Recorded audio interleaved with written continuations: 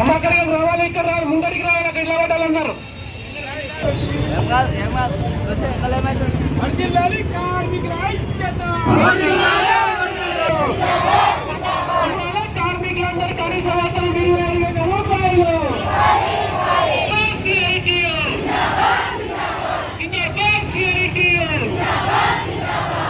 కార్మికుల కనీస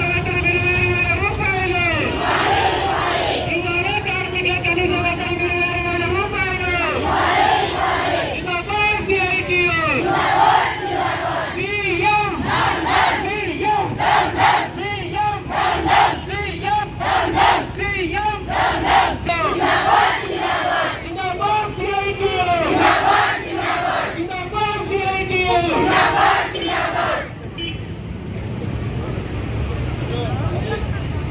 కూర్చోవాలి, మున్సిపల్లో అంగన్వాడీ టీచర్లు ముంగడికి రావాలి, మీరందరూ కూర్చోవాలి.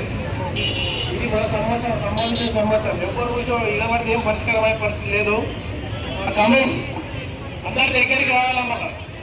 మీరు అక్కడ కూర్చుంటే మేము మాట్లాడేది ఇక్కడ మాట్లాడేది ఏం కావాలి, జనాల ఇక్కడ మేము అక్కడ కూర్చోండి, దగ్గరికి రావాలి.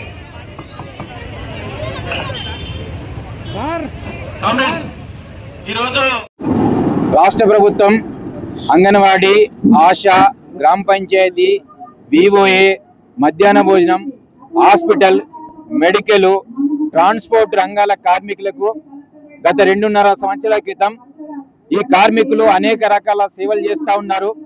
కష్టపడి పనిచేస్తున్న వేతనాలు గత ప్రభుత్వం పట్టించుకోలేదు. మా కాంగ్రెస్ ప్రభుత్వం అధికారులకు వస్తే తప్పకుండా ఫిక్స్డ్ వేతనం చేస్తాం, కనీస వేతనం అమలు చేస్తాం, ఈఎస్ఐ పిఎఫ్ను అమలు చేస్తామని చెప్పేసి ఇప్పుడున్న ప్రభుత్వం ఎన్నికల్లో హామీ ఇచ్చి 2 సంవత్సరాలు పూర్తయినా ఇప్పటిదాకా అమలు కావట్లేదు. అందుకే రాష్ట్ర వ్యాప్తంగా ఉన్న రంగాల కార్మికులకు మీరు ఏదైతే ఎన్నికల సందర్భంగా హామీ ఇచ్చారో ఆ హామీని రేపు 16వ తారీఖు నాడు జరిగే అసెంబ్లీ సమావేశాల్లో చర్చించాలి.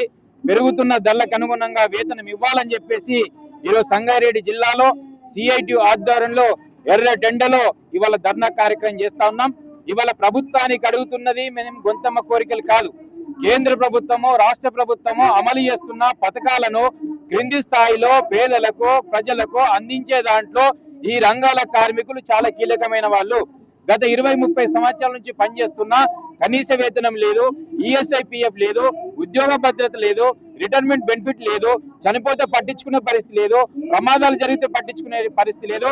అందుకే గత 10 సంవత్సరాలు బీజేపీ ప్రభుత్వం పట్టించుకోలేదు, కేంద్రంలో రాష్ట్రంలో టీఆర్ఎస్ ప్రభుత్వం పట్టించుకోలేదు.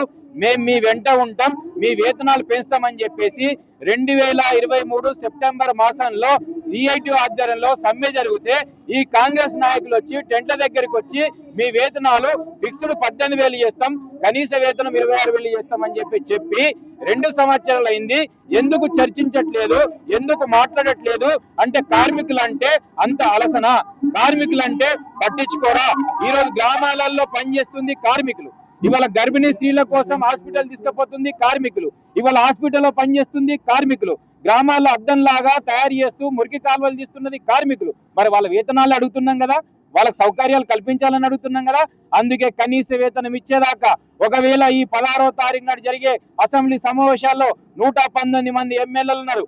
ఈ రాష్ట్రంలో 5 లక్షల మంది కార్మికులు ఉన్నారు. మీకు అందరికి ఓట్లేసారు, మీకు ఓట్లేస్తే మా బతుకులు మారుతాయని చెప్పారు. ఇప్పుడు బతుకులు మార్చకుండా ఓట్ల గురించి ఇవాళ వేతనాల గురించి చర్చించకుండా అసెంబ్లీలో మాట్లాడితే సరైంది కాదు. 16వ తారీఖు నాడు జరిగే అసెంబ్లీ సమావేశాల్లో మొదటి రోజే కార్మికుల మీద చర్చించాలి, వేతనాలు పెంచుతామని చెప్పేసి హామీంచాలి. లేకైతే ఖచ్చితంగా బడ్జెట్ సమావేశాలలో హైదరాబాద్కు వస్తాం, మీ తలాకేందో మా తలాకేందో చూసుకోవడానికి కార్మికులు సిద్ధంగా ఉన్నారని చెప్పేసి హెచ్చరిస్తా ఉన్నాం.